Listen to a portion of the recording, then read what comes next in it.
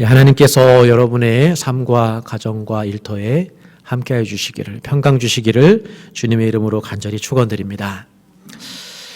오늘 여러분 평안하셨습니까? 이게 뉴스를 보면 코로나 확산세가 줄어들지 않고 있습니다. 이 뉴스를 보면 이 소상공인들이 또 자영업자들이 거리두기 제한 조치가 좀 더 강화되지 않을까, 이런 불안한 마음을 갖고 있고, 또 학부모의 경우는 아이들이 코로나에 걸리지 않을까 이렇게 걱정하면서 거리두기를 강하게 해야 된다라고 이렇게 염려하며 말하기도 합니다. 여기 계신 분들도 불안감이 다 있겠죠. 혹시 내가 이렇게 살다가 걸리지는 않을까, 그런 걱정이 다 있을 것입니다. 그런데 이 세상은 또 다른 불안이 있다라는 것을 보게 됩니다. 바로 영적인 불안인데, 교회를 바라보는 그런 세상의 불안, 그리고 교회를 바라보는 우리 안의 그런 불안감입니다. 세상은 태초부터 공허하고 혼돈했습니다. 그런데 그 가운데에서 하나님께서 말씀으로 역사하셨고, 그래서 말씀으로 역사하실 때 세상에는 질서가 생겼고 그 안에 생명이 창조가 되었습니다. 그러니까 하나님의 권위 있는 말씀이 이 땅에서 이루어질 때, 이 땅에서 말씀이 바래질 때 사실은 이 세상에서는 선한 창조가 이루어지게 됩니다. 세상이 교회를 바라보는 불안감은 교회가 하나님의 말씀에 순종하지 않고 있다는 것입니다.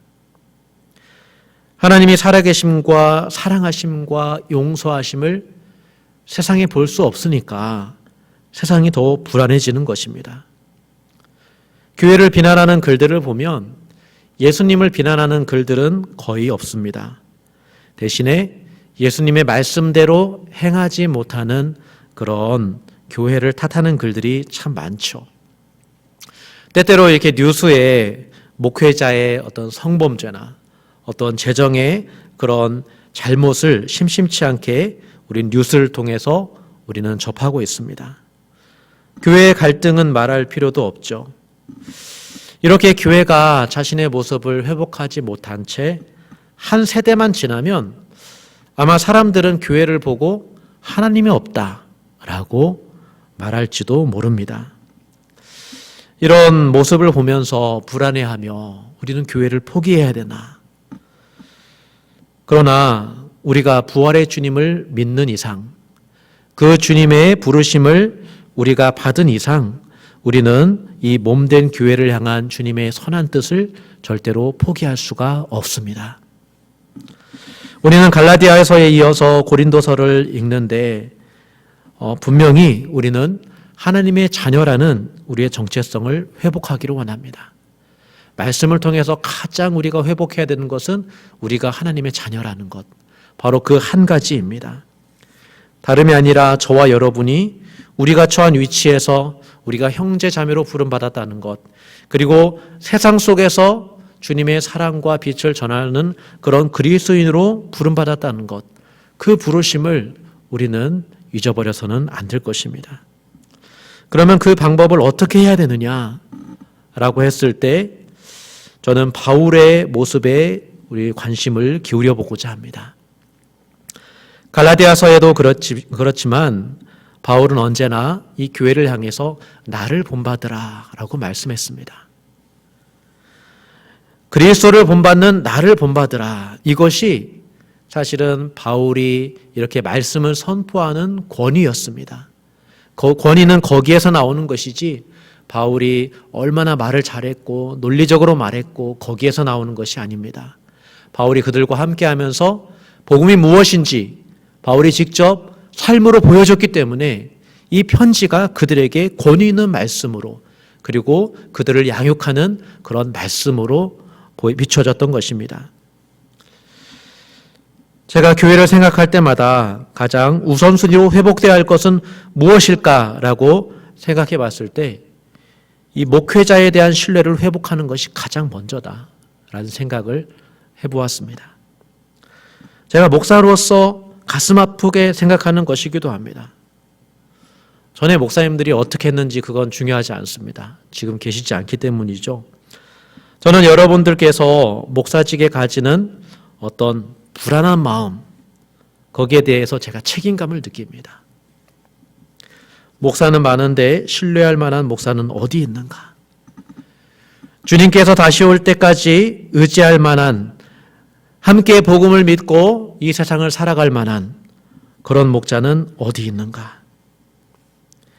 이 질문은 제가 이 시대를 살아가는 목사로서 제가 하나님께 드려야 될 응답이죠. 그거는 제가 하나님 앞에 감당해야 될 그런 저의 부르심입니다.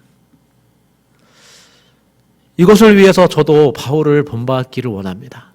바울을 보고 싶어요. 그래서 함께 말씀을 읽어가면서 저는 여러분에게 말씀을 전하기 위해서가 아니라 저도 이 바울을 배우기 위해서 이 말씀을 보고 싶습니다. 저 혼자만 보면 안 되죠. 그렇죠? 저뿐만 아니라 함께하는 모든 성도들이 저는 함께 이 바울의 마음을 가져보기를 원합니다. 특히 장로님들 더 책임감을 가지셔야 됩니다. 장로의 직무를 총회 헌법에서 한번 찾아봤는데 이런 일을 장로가 해야 됩니다. 담임 목사와 협력해서 행정과 권징을 관장한다. 또 교회의 신령상의 관계를 살핀다. 그리고 교인들이 교리를 오해하거나 도덕적으로 부패하지 않도록 교인을 권면한다. 권면했지만 회개하지 않는 자가 있으면 당회에 보고한다. 그러니까 성도의 신앙생활을 위해서 당회가 해야 할 일들이 참 많이 있습니다. 목회의 일은 목사 혼자만 하는 게 아니라 이렇게 협력해서 이 일을 이루어가라고 이렇게 장로의 직을 세운 것이죠. 이 일을 잘하기 위해서는 바울의 본을 잘 보면 됩니다. 바울이 어떻게 교회를 생각하며 이 교회를 세우기 위해서 어떻게 기도했으며 어떻게 말을 했는지를, 어떤 삶을 살아가는지를 봐야 되죠. 말과 글보다 그 행동을 볼 수 있으면 참 좋겠습니다. 그래서 우리가 리더십을 세워가고 자신을 세워가면, 그러면 이 성도는 자연스럽게 지도자와 함께하는 것이죠. 그 은혜를 함께 누릴 수 있는 것입니다. 저는 우리 모두가 이 영적인 정체성을 회복하는 방법으로 이 예수님을 따르는 이 바울의 모습을 함께 배워가고 함께 마음에 품고 함께 살아가는 그런 삶이 되기를 원합니다. 그래서 교회와 사람은 우리에게 계속 실망을 줄 수 있지만, 그러나 여전히 교회는 우리에게 필요하고, 그리고 여전히 목사와 장로의 직이 우리에게 필요합니다. 그것이 제자리에 있을 때에, 바로 자기 역할을 했을 때에 바로 교회가 회복될 수 있는 그 시작이 바로 거기에 있는 것이죠. 오늘날 인터넷 참 많이 발달되어 있습니다. 그래서인지 인터넷 들어가 보면 그 많은 설교를 들을 수 있습니다. 정말 훌륭한 설교를 들을 수 있습니다. 그리고 성경을 가르치는 영상들이 얼마나 많은지요. 잘 하시는 분들이 다 잘 준비되어 있습니다. 그래서 얼마든지 갈망이 있는 사람들은 인터넷을 통해서 배울 수 있습니다. 세상에 교회에서나 성경 안 가르쳐 준다, 이제 이런 말 못할 정도로 이제 찾기만 하면 우리 배움을 얻을 수 있는 데가 참 많이 있습니다. 그러나 인터넷이 주는 한계가 있죠. 인터넷은 삶을 보여주지 못합니다. 이 삶으로 누리는 그 교제를 주지 못합니다. 동영상은 편집이 가능하기 때문에 좋은 것을 다 보여주죠. 동영상 보면 얼마나 그 사람의 모습이 감동스럽습니까? 그러나 한번 살아보십시오. 그 감동이 기대한 것만큼 그렇게 보이지 않을 때가 많습니다. 우리가 수영을 잘하기 위해서 자세에 대한 가르침을 우리가 받아야 되죠. 수영을 잘하기 위해서 사람들이 많이 동영상을 봅니다. 이 동영상 유튜브를 보면 저렇게 하면은 저렇게 할 수 있구나 하면서 그 자세가 머릿속으로 그래 저렇게 하면 되겠지, 저렇게 하면 돼 라고 답을 알죠. 저렇게 하면 된다라고 알게 되는데, 그러나 막상 물에 들어가면 내 몸이 내 뜻대로 되지 않습니다. 그래서 강사가 필요하고 강사가 보여주는 자세가 무엇인지를 따라하는 그런 연습이 필요한 것입니다. 그래서 코칭도 받아야 됩니다. 사람이요, 언제나 배운 대로 하지 않습니다. 사람은 이게 편한 자세로 하기를 즐겨합니다. 편하게 하고 싶고 쉬운 자세로 배우고 싶고 어떻게든 그렇게 하고 싶기 때문에 처음에는 제대로 배웠다 할지라도 자기 혼자 이렇게 하다 보면 자세가 막 이렇게 틀어져 있는 그런 상태가 됩니다. 그러면 자기가 자세가 바뀐 줄도 모릅니다.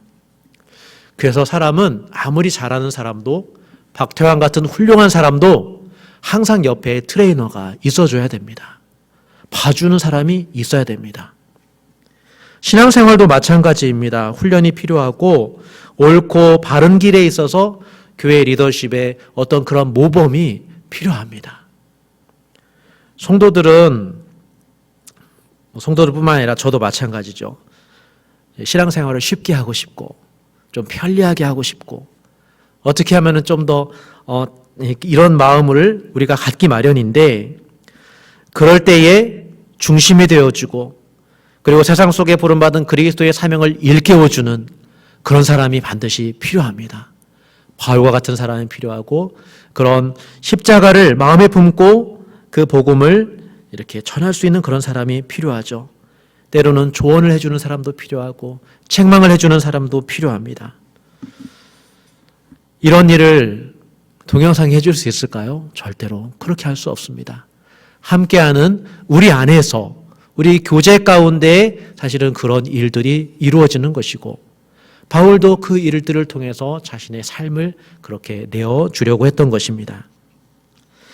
지난주에 말씀드렸던 것처럼 고린도 교회는 많은 은혜를 받았지만 분열로 음란으로 세상의 그런 가치관에 빠져 있어서 경쟁하며 혼란에 빠져 있었습니다. 신경 써야 될 게 한두 가지가 아니었는데 이 교회의 세상의 문화가 침투하기 마련입니다. 침투하게 되면 이 주인의 자리를 내주게 되면 영적인 질서가 무너지게 되면 문제가 한 군데서 터질까요?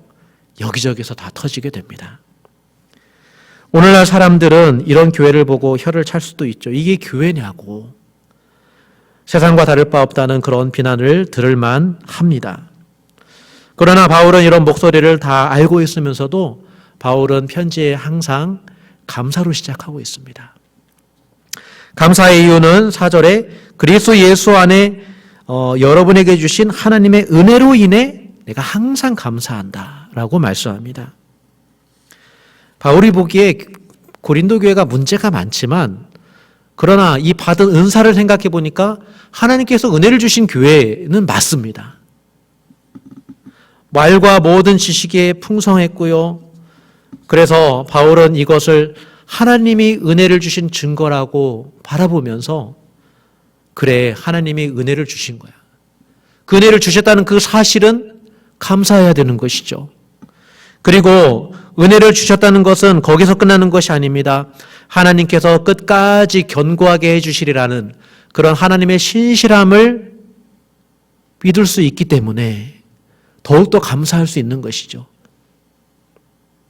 9절 말씀에 그래서 하나님은 미쁘시도다. 여러분을 부르신 하나님이 미쁘시도다. 그러니까 하나님은 신실하십니다. 라는 그것인데 바울은 하나님의 신실하심 때문에 감사드리고 있습니다. 지금 받은 은혜가 일회의 은혜로 끝날 게 아니라는 것을 믿었기 때문이죠.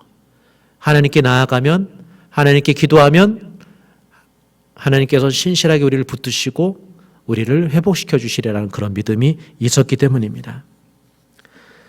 바울의 현실을 보면 도무지 감사할 수 없는 현실이죠. 글로의 지편으로 교회 소식을 들었는데 그 소식의 내용은 교회 안에 분쟁이 있다라는 그 내용입니다. 분쟁과 다툼, 교회됨을 해치고 있다는 것을 바울이 누구보다도 잘 알고 있는데 교회에 어둠이 들어왔는데 그러나 그 문제 하나만을 보고 교회를 다 비난하지 않습니다. 교회가 교회되지 못한다고 이렇게 말을 하지 않고 바울은 포기하지 않고 하나님이 은혜를 주시는 교회이기 때문에 이 붙들고 먼저 감사하는 태도를 갖기 시작합니다. 교회 지도자들이 붙들어야 될 것이 있다면, 배워야 될 것이 한 가지가 있다면 하나님은 우리를 향한 끈을 절대로 놓지 않으신다는 그런 믿음입니다. 그 믿음을 우리는 놓쳐서는 안 됩니다. 십자가에서 죽기까지 우리를 사랑하시는 하나님이 절대로 먼저 포기하는 일은 없습니다. 그 하나님을 믿는 자들이 되어야지 직분자가 먼저 낙심해서는 안 되고 그 입술에 불만을 이렇게 습관처럼 가지고 계셔서는 안 됩니다. 저는 이 바울처럼 여러분들이 하나님의 은혜를 먼저 생각하며 그 믿음을 가지고 먼저 하나님께 감사하는 저와 여러분이 될 수 있기를 원합니다. 그래서 바울이 교회의 문제 해결하는 실마리로 하나님의 신실하심에 대한 믿음과 감사로 시작하는 것을 이렇게 눈여겨봤으면 좋겠습니다. 그래서 문제가 일어났을 때 중요한 것은 우리가 그 문제를 어떻게 바라보느냐, 바로 거기에 달려 있는데, 교회는 항상 역사적으로 세상의 문제들과 씨름했습니다. 목사가 문제야, 장로가 문제야, 교회 빚이 문제야, 있는 사람이 더해, 헌신과 애정이 없어. 이런 소리는 사실은 역사적으로 교회가 있는 곳은 다 이런 소리가 있었습니다. 그런데 그런 소리에 우리도 똑같이 불만을 가지고 그런 소리를 해서 역사의 한 페이지를 우리가 그런 식으로 써서는 안 되겠죠. 바울은 나는 바울에게 속했다, 나는 아볼로에게 속했다, 나는 게바에게 속했다, 나는 그리스도에게 속했다라는 그런 사람들의 말을 듣고 바울이 한 일은 감사하는 일입니다. 이 점을 배우시고 고통과 시련의 시간이 있더라도 그것을 감사하며 기도하며 인내하면 이게 은혜가 될 수 있습니다. 그런 마음으로 이것을 품고 하나님 앞에 나아간다면 이게 저와 여러분에게 처음에는 아픔이었지만 그 아픔의 회복을 통해서 하나님의 그 큰 은혜를 우리는 맛볼 수가 있습니다. 주님께서 그런 식으로 우리를 견고해 주시는 것이지 우리에게 늘 평안만 주심으로 우리를 강하게 하시진 않습니다.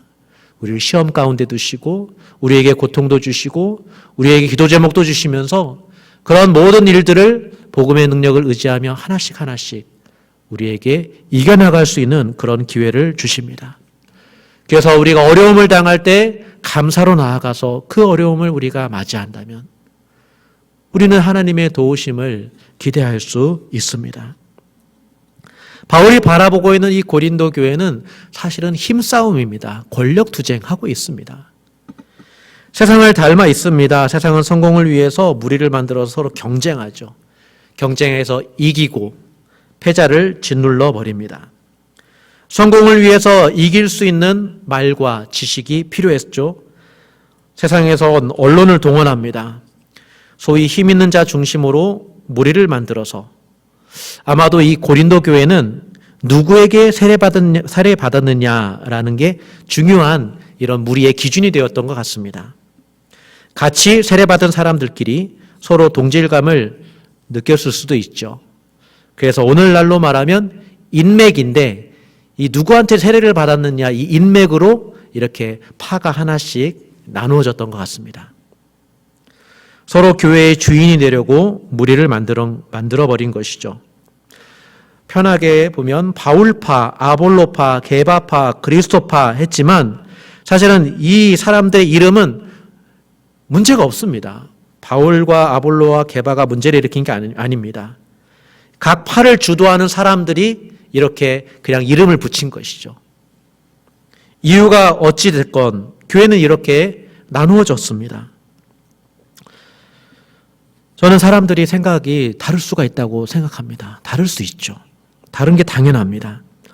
그런데 그 문제는 이 다르다는 것을 어떻게 생각하느냐라는 것이죠. 나와 다르다는 이 사람을 인정해 주느냐 아니면 이 다른 사람을 내가 이기려 하느냐라는 그 차이가 저는 크다고 생각합니다. 다름을 인정해 준다면 내 의견만큼 다른 사람 의견도 동등하게 여길 수 있어야 됩니다. 내 의견도 소중하다면 다른 사람도 소중하게 생각해 줘야 되는 것이죠. 그래서 생각이 다르면 서로 의견을 나누고 합의를 통해서 이렇게 하나씩 풀어가는 그런 과정이 정말 소중합니다. 최근에 어떤 교단 노회에서 지역교회 목사님이 문제가 있으니 그 교회에서 그 목사를 내보내라 라는 이런 공문을 보냈습니다. 그런데 교회는 성도들 중심으로 이 문제를 함께 다루기로 결정했습니다.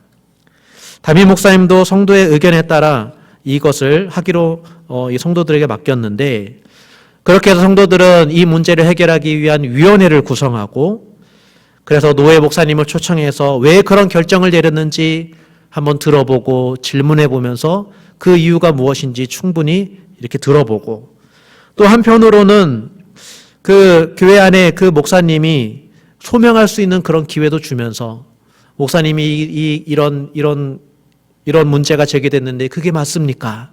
왜 그렇게 생각합니까? 라는 그런 이야기를 다 교인들이 경청할 수 있도록 그렇게 기회를 만들었습니다. 그래서 이 문제에 대해서 교인들이 자기의 생각을 정리할 수 있을 때쯤 되어서, 그래, 그러면 우리가 투표로 결정하자라고 이렇게 했는데, 투표 결과 노예의 결정을 따르지 않기로 결정했습니다. 그러자 노예는 명령을 불복한다고 담임 목사님을 제명시켰습니다. 교회는 이런 노예에 또 있을 이유가 없다 하면서 이 투표를 통해서 교단을 탈퇴했습니다. 이게 옳다라고 말을 할 수 없지만, 저는 할 수만 있다면 어떤 소문과 어떤 선입견을 가지고 판단회를 하지 말고 좀 더 이렇게 공개된 그런 자리에서 질문도 하고 답변도 들어가면서, 그래서 제대로 된 판단을 할 수 있는 어떤 그런 시간들이 우리에게 필요하지 않은가, 이런 생각을 해보게 됩니다. 저는 여기에서 담임 목사님과 당회가 참 대단한 결정을 하셨다라는 생각을 하게 됩니다. 노예의 결정이니까 그냥 교회는 따르면 된다라고 생각할 수도 있잖아요. 그게 아마 대부분 생각일 것입니다. 그러나 이 담임 목사님이 보기에 이것은 목사님의 문제고, 또 이 목사님의 문제는 오랫동안 함께했던 성도들과의 관련된 문제이기 때문에 그것을 그대로 받아들이기보다는 성도들이 판단할 수 있도록 그렇게 기회를 내어주었던 것입니다. 담임 목사님과 당회가 이 교회의 종노릇하면, 그렇게 자신의 권위만을 주장하지 않고 이렇게 내어준다면, 어쩌면 이 교회의 어떤 갈등, 의견 차이, 이런 것들은 충분히 서로 이렇게 맞추어가는 그런 게 가능해지지 않을까, 이런 생각을 해봅니다. 나와 생각이 다른 사람을 인정하려 하지 않는다면 어떻게 될까요? 이기기 위해서 아마 서로 용서해줘야 될 그 허물을 들춰내려고 그렇게 난리를 칠 것입니다. 상대의 부족한 점, 약점을 붙잡고 그렇게 괴롭히려고 하겠죠. 세상과 싸워야 될 사람들이 서로에게 총구를 겨누고 그렇게 싸웁니다. 제가 말을 잘 안 해도 여러분 아실 겁니다. 아군과 적군이 순식간에 나누어집니다. 서로 이기려고 하면 이렇게 나누어지고, 중간에서 우물쭈물 하다가는 양쪽에서 다 나쁜 놈 소리 들을 수가 있습니다. 그렇게 해서 아이들도 떠나고 청년들도 다 떠났지만, 그러나 오로지 관심은 이기는 것입니다. 상대를 무너뜨려 이기는 것, 승리를 통해서 다른 사람들의 입에 침묵하라는 그런 말을 하는 것입니다. 다른 의견을 내놓을 수가 없죠. 다수에 의해서 침묵을 강요하는 결과가 나올 수밖에 없습니다. 이렇게 싸움이 일어나기 전에 서로의 입장과 문제를 이해하려는 충분한 노력이 필요합니다. 저는 그런 시간들이 우리에게 참 필요하다라는 그런 생각을 해봅니다. 그러니까 지나고 보니까 그런 게 너무나 아쉬움으로 남습니다. 하나님은 교회의 갈등을 통해서 우리가 화평케 하는 사람인지를 시험하고 계십니다. 우리가 주님의 복음을 믿고 있는지를 시험하는 것입니다. 보다 성숙한 공동체를 우리가 이루어가기 위해서 우리에게 주온 이런 시험들은 반드시 통과해야 합니다. 바울은 오직 교회의 문제를 그리스도와의 관계로 바라보기를 원했습니다. 바울도 이 싸움에 참여하는데, 바울의 싸움은 주님을 위한 싸움입니다. 그리스도께 충성된 마음으로 이 싸움에 참여합니다. 그래서 각각 나눠진 그 교회에게, 그 성도들에게 이렇게 말씀합니다. 그리스도께서 어찌 나뉘었느냐? 바울이 너희를 위하여 십자가에 못 박혔느냐? 너희가 바울의 이름으로 세례를 받았느냐? 고린도 교회 성도들이 이 말에 답을 몰랐을까요? 교회에 문제가 있었을 때 저는 답을 모르는 사람을 보지 못했습니다. 다 알았습니다. 그런데 그 말씀에 충성하지 않았습니다. 바울은 여러분이 세례받고 그리스도인이 될 때 누구에게 충성 맹세했는지를 묻고 있습니다. 바울은 성도의 충성심이 그리스도가 아니라 인간 지도자에게 잘못 향하고 있다는 그 사실에 정말 마음이 아파가지고 지금 이 말을 하고 있습니다.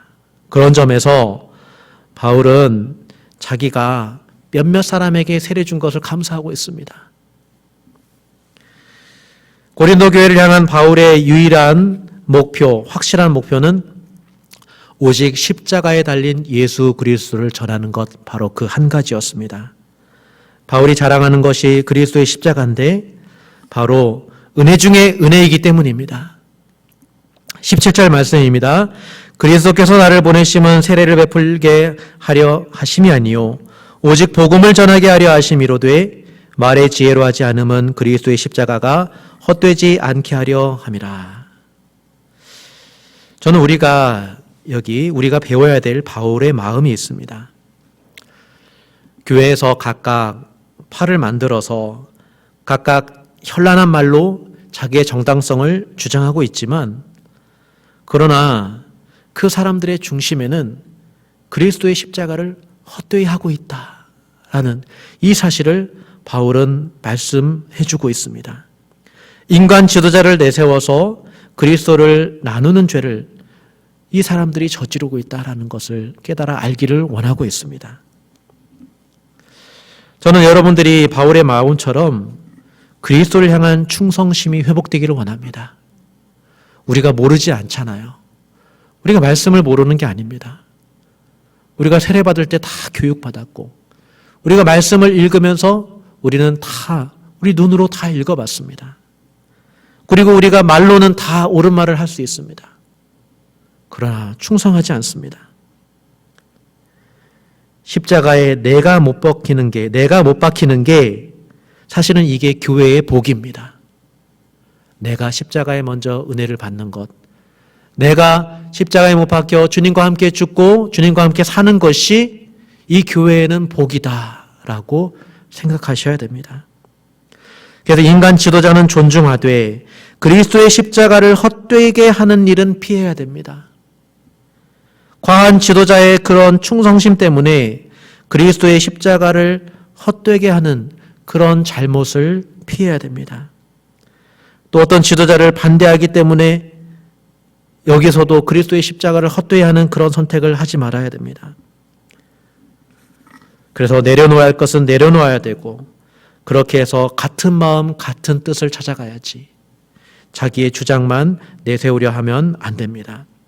세례는 의미가 있는 것입니다. 사람이 주는 것이지만, 그러나 오직 주님께 충성을 맹세한 서약이지 사람에게 충성하라고 세례를 주는 것이 아닙니다. 세례를 주는 것은 주님과 함께 십자가에 못 박히고 주님과 함께 다시 사는 그런 은혜를 확인하고 주는 것이지, 이 세례를 주는 사람이 중요한 게 아니라는 것이죠. 복음을 믿지 않고 사람을 따른다면 우리가 하는 모든 종교 행위는 하느님을 향한 게 아니라 다 사람에게 향한 것에 불과할 것입니다. 저는 여러분들이 오늘 이 말씀을 통해서 이 바울의 마음을 갖기를 원합니다. 바울처럼 십자가의 복음을 소중히 여기고 예수님께 충성하고자 하는 그런 마음을, 그런 삶을 회복해 나가기를 원합니다. 그리고 혼자만 할 수 없습니다. 나 혼자만 할 수 없습니다. 목사만 해서 되는 것도 아니고 장로님들만 잘해서 되는 거 아니고 우리 모두가 다 이 십자가를 사랑하는 마음으로 함께 할 때 같은 마음, 같은 생각을 우리가 만들어 갈 수 있습니다. 교회에 목사가 왜 있어야 되는지, 직분이 왜 있어야 되는지 우리가 알아야 됩니다. 그것은 말과 삶으로 복음을 전하기 위해서, 복음으로 우리는 그리스도의 십자가를 자랑하는 그러한 삶을 살아야 됩니다. 십자가를 감사하십시오. 십자가가 우리를 살립니다. 이 교회를 살립니다. 이 생명의 말씀을 우리가 마음에 품고 바울처럼 그리스도의 십자가의 그 죽음을 헛되이 하지 않도록 우리를 돌아본다면 하나님께서 우리를 살리시고 그 복음으로 이 교회를 새롭게 하시리라 믿습니다. 우리가 이 바울처럼 그런 마음을 가지고 이 시간 함께 기도하시는 저와 여러분이 될 수 있기를 주님의 이름으로 간절히 축원드립니다. 자, 이 시간 기도할 때 우리 이렇게 기도하겠습니다. 목사, 장로, 권사, 집사, 우리 직분자 다 있지만 우리 마음 가운데 예수님께 충성하는 이 바울의 마음을 허락하여 주시옵소서. 그래서 우리가 복음의 말씀을 듣고 그 십자가를 진실로 사랑하는 자가 되게 하여 주시고, 그래서 우리 교회가 겪었던 분열과 아픔을 넘어가게 하여 주시고, 그리스도를 향한 충성된 마음을 우리 다시 한번 회복시켜 주시옵소서. 우리 이 시간 함께 기도하도록 하겠습니다. 기도하겠습니다. 살아계신 하나님 아버지, 은혜와 사랑을 감사드립니다. 아버지, 우리가 이 말씀을 통해서 우리가 바로 새기기를 원합니다. 우리는 지식이 부족한 게 아닙니다. 아버지, 우리는 말을 못하는 게 아닙니다. 아버지, 우리는 십자가를 사랑하지 않고 주님께 충성하지 못했습니다. 아버지 하나님, 이 교회를 바라보며 아버지 바울이 가졌던 그 마음처럼 아버지 우리도 예수 그리스도의 편에 서게 하여 주시옵소서. 아버지 주님께 충성하는 자가 되게 하여 주시고, 그래서 사람을 나누는 게 아니라 사람을 섬기고 아버지 사람들의 마음을 예수 그리스도께 향하는 아버지 그런 귀한 사명들, 그런 일을 우리가 감당케 하여 주시옵소서. 우리의 회복은 바로 우리 자신의 변화에 있고 우리 안에 있는 십자가에 있음을 아버지 우리가 기억하면서 아버지 세상 자랑, 아버지 세상의 그 인간적인 끈들을 십자가에 못 박게 하여 주셔서 아버지 하나님이여 우리가 같은 마음, 같은 생각을 품어 아버지 하나님이여 우리가 하나씩 결정해 나갈 수 있도록 아버지 우리 가운데 은혜를 더하여 주시옵소서. 아버지 우리 교회에 주 예수 그리스도의 충성된 마음이 하나 되게 하는 아버지 귀한 아버지 그 근거가 될 수 있도록, 뿌리가 될 수 있도록 주여 아버지 이 시간 이 교회를 함께하여 주시옵소서. 주님의 인도하심을 간절히 구하오며 예수님의 이름으로 기도드립니다. 아멘. 살아계신 하나님 아버지, 오늘 말씀을 의지하여 아버지 우리도 바울처럼 주님의 복음을 사랑하며 주님께 충성하는 자가 되게 하여 주시옵소서. 아버지 우리의 주님의 사랑하는 마음 회복시켜 주셔서 우리에게 있었던 분열과 아버지 여러 가지 아픔을 아버지 우리가 치유받게 하여 주시고, 아버지 하나님이여 예수 그리스도의 복된 이 교회의 하나됨을 우리가 지켜나갈 수 있게 하여 주시옵소서. 오직 하나님께서 이 시간 함께해 주시기를 간절히 바라옵고, 이제는 우리 주 예수 그리스도의 은혜와 하나님 아버지의 사랑하심과 성령님의 교통하심이 바울의 마음으로 주님을 섬기려는 주님의 모든 자녀들을 위해 지금부터 영원토록 함께 하시기를 간절히 축원하옵나이다. 아멘.